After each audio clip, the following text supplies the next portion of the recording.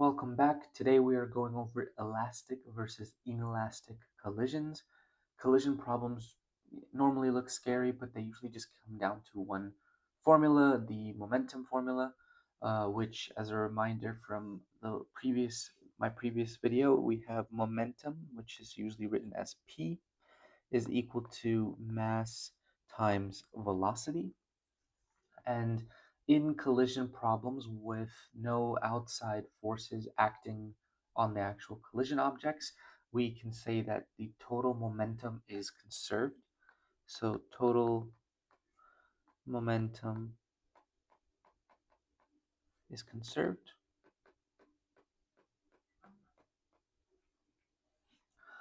And we can write the equation as if we have two objects, so object 1, object 2, and they collide into each other, we can say mass 1 or mass of object 1 times velocity of 1 initial plus mass of object 2 velocity of object 2 initial is equal to mass of 1 velocity of 1 velocity final plus mass of 2 velocity of 2 final. So mass initial of both is equal to mass final.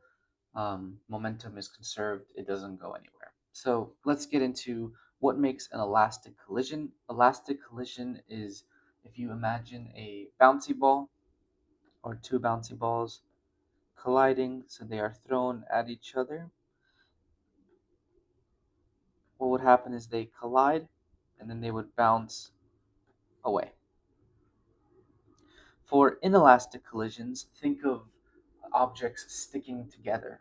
So if I have, say, object 1 and then a little object like this, and they are thrown or, or they're going at each other, once they collide, we have them sticking together and then them both traveling in the same direction with the same velocity.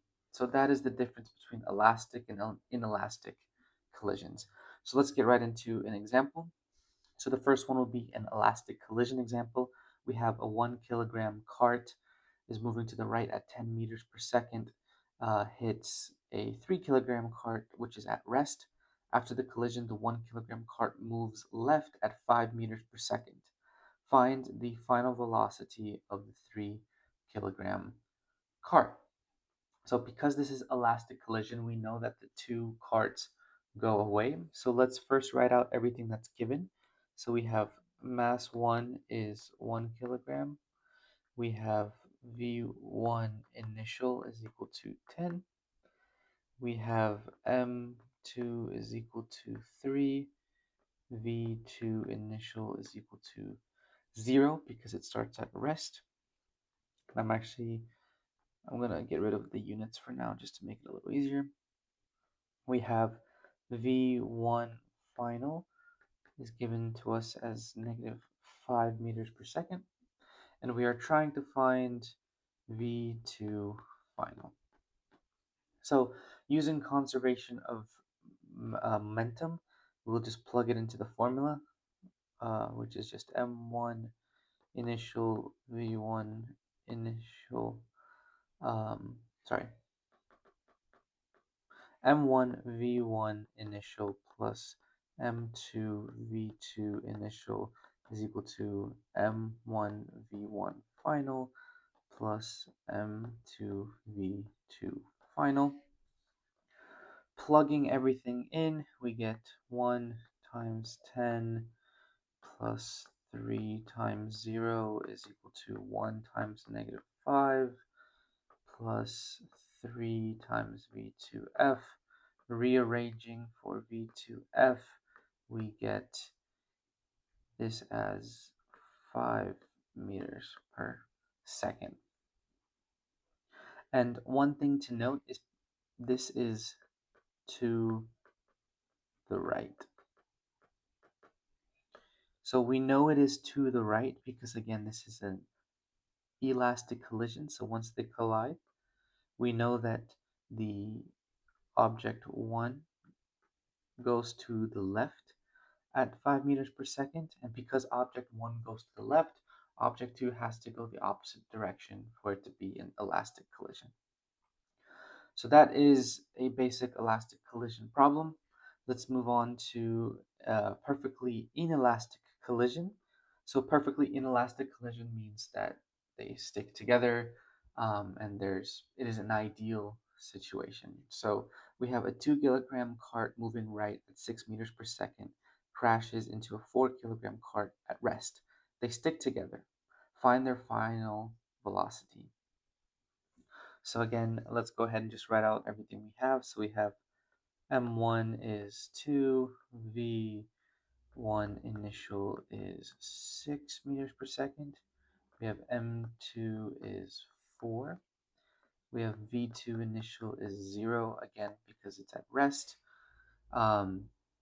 The key difference, or the important thing to note for inelastic collision, because they stick together, so because they stick, we have V1 final is equal to V2 final. So I'm just going to rewrite this as V final. All right. So if we plug it into the momentum formula, we'll have M1 V1 initial plus M2 V2 initial is equal to, and I'm going to rewrite this as M1 times V final. Again, because V final for both object 1 and object 2 is the original equation, factor out the m's and get to here. Equation, we're going to plug all the values in, so we'll get 2 times 6 plus 4 times 0 is equal to 2 plus 4. V final. Rearranging for V final, we get V final is equal to 2 meters per second. And we're going to say that both carts move to the right. So one way to find out which direction they go is in the beginning, make your formula sheet, not your formula sheet, make your coordinate system.